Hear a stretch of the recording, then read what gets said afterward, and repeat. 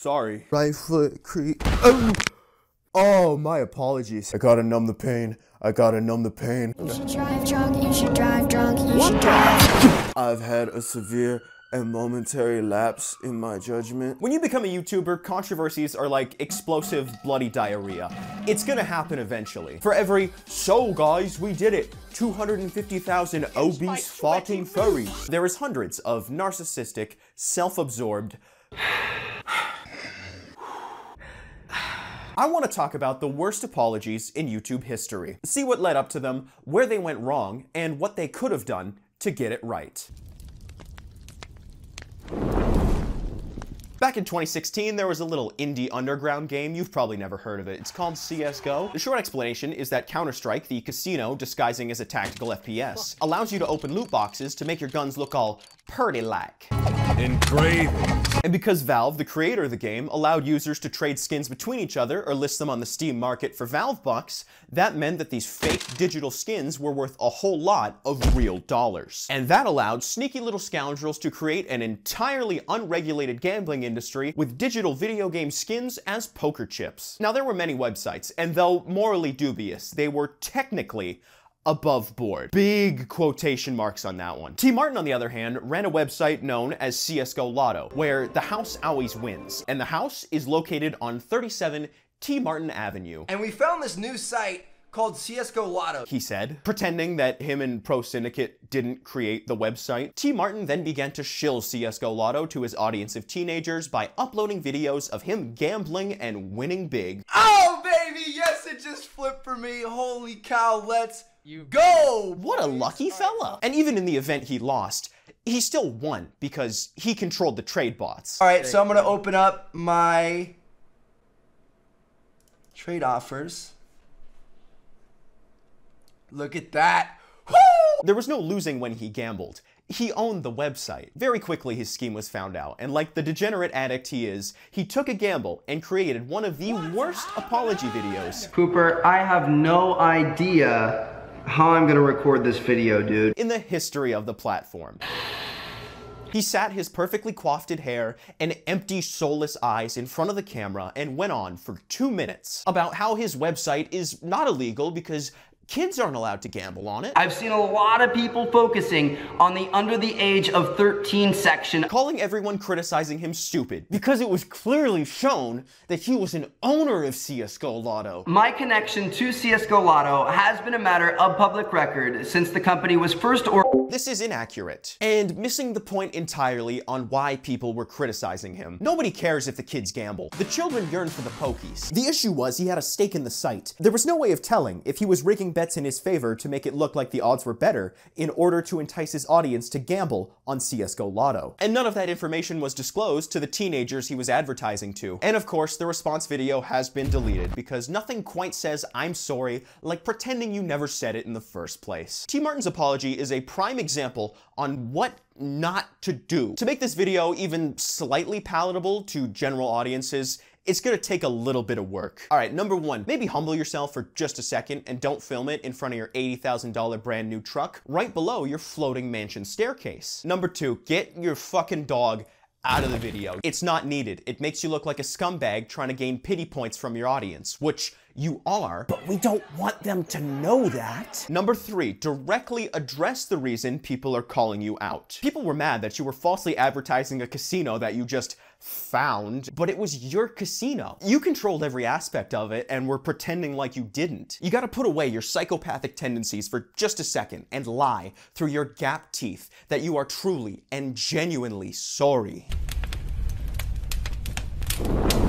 The man with 10,000 controversies, yet no nipples to be seen. Where are they? When I say Logan Paul apology, you're probably thinking about a certain green hat, and yeah, that was pretty bad. Showing a cold, rotting corpse to your audience of primarily Skibbity, Ohio 10-year-olds is probably not the best move. However, based alert. I think the Japan forced apology was pretty good. He actually accepted fault with his actions, said he would do better. I had a momentary and continuous lapse in my judgment. You know, checking off the list. But when you're in that situation, there's not a lot you can say other than, Whoopsie doopsie. Now his bad apologies all come from his crypto scams. Alleged crypto scams. Crypto Zoo and Dink Doink. Crypto projects that he created, endorsed, and shilled CryptoZoo.co to his below 80 IQ audience. definitely created like a viral, fun, interactive game for kids.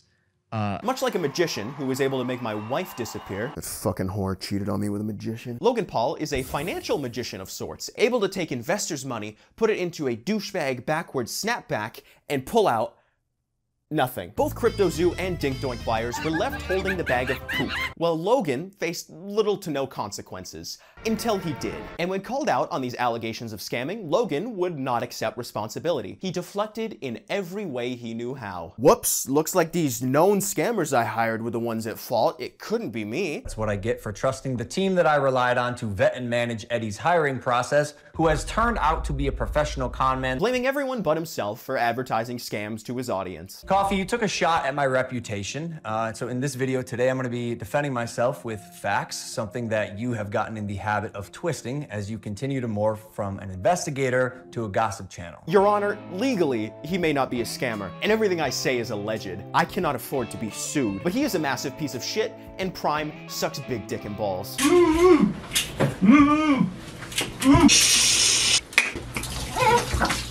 Now, if he's telling the truth, and he genuinely didn't know that the scams he were shilling were in fact scams, here's how he could have responded while keeping the slightest bit of reputation that he had left. Number 1, don't blame others. Accept responsibility for the fact that you did no research into the financial instruments you were selling to your impressionable audience, and that you should have known better. Number 2, use your millions of sugary piss-flavored sports drink dollars and make everyone affected by the scam you definitely didn't commit whole. Pay them all back. Number 3, don't go on a smear campaign against your accusers when they have mountains of evidence against you. If you're innocent and truly sorry, you should be helping them in every single conceivable aspect.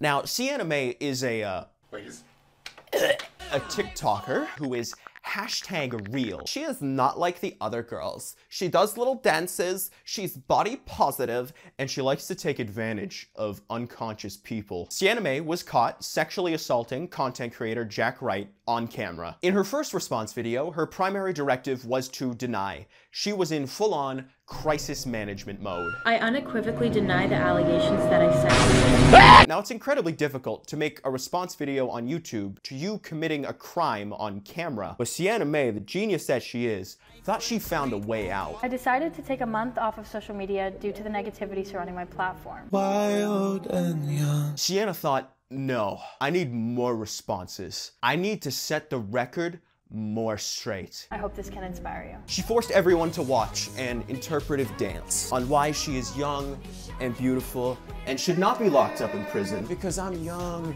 and we need to be able to make mistakes. We're all learning and growing. The mistakes being sexual assault. Some mistakes can be forgiven. Punching a toddler in the face can be rationalized with enough cope. Sexual assault, on the other hand, cannot be undone via Fortnite emote. And then a year after aggressively hitting the yoinky sploinky, she came back with a new video called I Hope They Cancel Me. Tell the people kiss my ass, dog. Yeah, I'm gonna have to say it. There's no fixing this one, Sienna. You're going straight to hell. Holy shit, is that the Nerd City Devil? Can I have an NFT? Oh, thank you. Eat That Pussy 445 was a YouTuber with a subscriber count that matched his weight.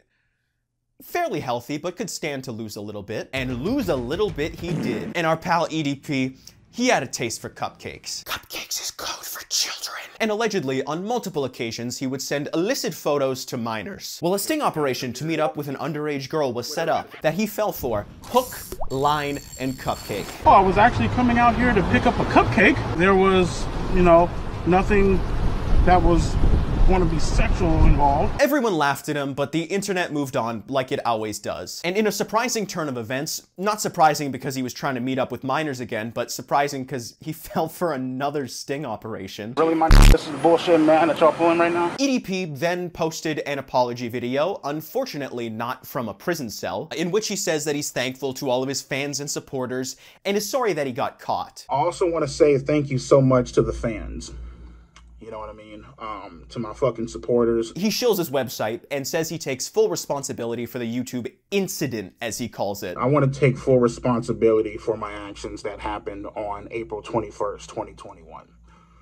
The entire YouTube shit that went down, the entire YouTube incident. Ladies and gentlemen, welcome to the show. Who wants to be a groomer? Today's question, EDP says, I have taken the proper measures and the proper steps forward to seek out help in order to prevent him from hurting A, his friends and family, B, minors, C, a large Taco Bell Crunchwrap Supreme combo. He chooses A, of course, because I quote, to try to, you know, get my head on right and to make sure that, you know, in the distant future that I do not hurt, you know what I mean, my loving, caring, supporting friends and family, because they are the ones that hurt the most. They are the ones that suffer the most. Ah, yes, your family and friends are truly the ones hurting. Definitely not the minors that you tried to meet up and have sex with. But at no point does he say he's sorry for his actions. And in fact, it seems like he wants other people to apologize to him. This entire shit that has been going down, from me getting fucked with, me getting kicked out of fucking apartments. It's been pretty fucked up. For the way that they've been treating him, for trying to f kids. Alright, how do we fix this? Because I actually don't know. 1, script this thing a whole lot better. EDP says the words, "you know what I mean," 29 times throughout an 8-minute video. You know what I mean? No, EDP. We don't know what you mean. You should be telling us what you mean. Number 2, stop bringing up any and all mentions of getting help and making sure this doesn't happen again. And I am taking the proper steps to living a better life, to seeking out proper treatment, making sure that this does not happen again. Getting help happens before you go out to meet with minors. The only thing that prevents it from happening again, I'm not allowed to say. 3, there should be no apology video made at all. All of this should be said to your friends and family as you wave goodbye to them from prison.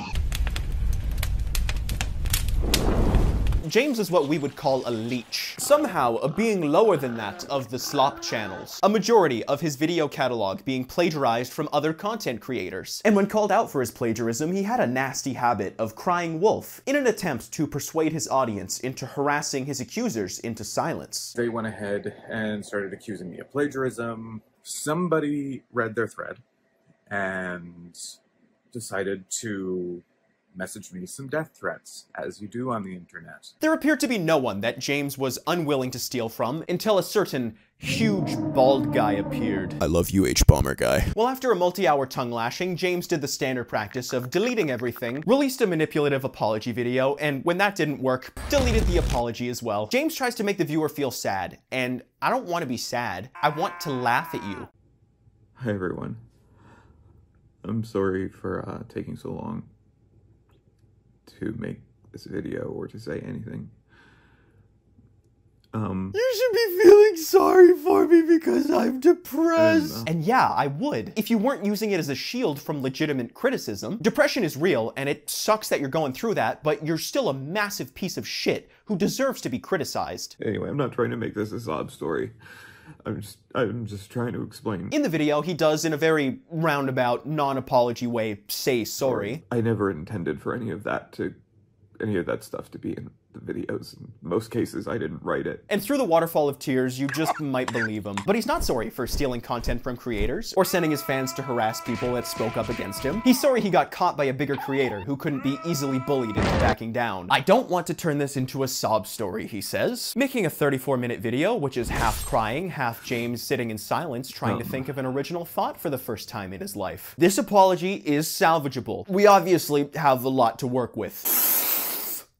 Number 1, drop any and all mentions of your mental health. It's gonna sound cold and callous, but in the context of an apology video, womp womp, we don't care. Number 2, take responsibility. Don't blame others. A lot of people hate the analysis that Nick and I did on it. And I don't think Nick does either. I think it was just how fast we were writing. When it came to that, I would just kind of run with Nick's judgment. And I'm not trying to throw Nick under the bus, which a bunch of people saying that I was setting him up as doing, which is not true. You're the one that plagiarized. I know you're trying to steal from other apology videos where they typically blame everyone else, but this one's all on you. Number 3. If you're going to go through the effort to film and edit an apology, at least have the decency to go through and cut out the empty air sections of you sitting and pretending to try and not cry. I hope you'll let me do that. I'm sorry. It comes across as though you are trying to gain sympathy points, which you are, but if you are to effectively manipulate people, you need to be subtle about it. Number 4, say sorry to the people you actually affected. The audience doesn't need an apology in this case. All we want apologies for is the 34 minutes of our life we're never getting back. In regards to the people you stole from, they deserve a real, proper, I'm sorry. Not this fake roundabout, I acknowledge my wrongdoings, but not really bullshit. Now, I want to say props to Miranda Sings, because despite her lack of penile reproductive organs, she has the biggest balls out of anyone so far. Despite getting clowned on and dragged by the entire internet, her apology with the ukulele is still up on her channel to this day. Most likely she has a humiliation fetish, but like, real recognizes real. During her era of using an entire tube of lipstick per video, Colleen got into a bit of a bad habit of being extremely creepy with minors, asking them such questions as, are you a virgin? What's your favorite position? A fan saying, my ass looks so good today, y'all, and Colleen responding, send pics, as well as acting extremely inappropriate with fans on stage, getting them to pose with tampons, spreading open their legs, and whatever the fuck this was. Do you want cheese bone?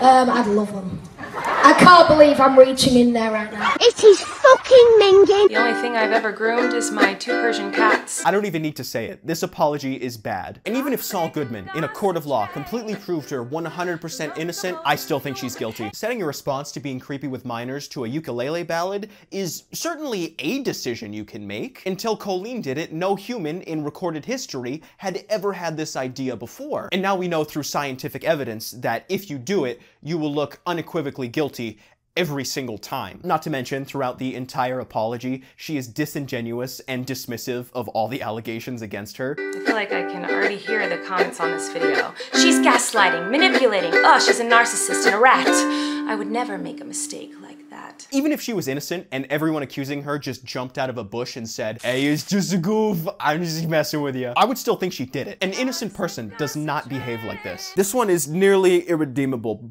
but number 1, we need to remove Colleen entirely. Her ego is much too large to create a convincing apology that isn't entirely focused on herself. I'm sure you're disappointed in my shitty little song. I know you wanted me to say that I was 100% in the wrong. Well, I'm sorry, I'm not gonna take that route. Number 2, this goes without saying, but set the ukulele on fire.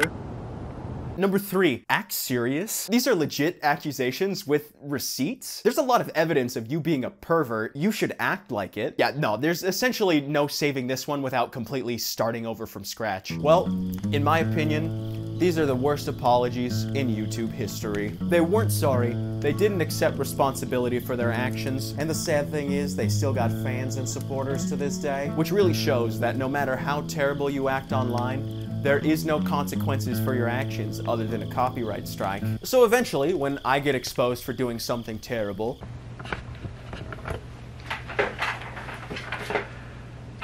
I shit it in my pants. I am for real.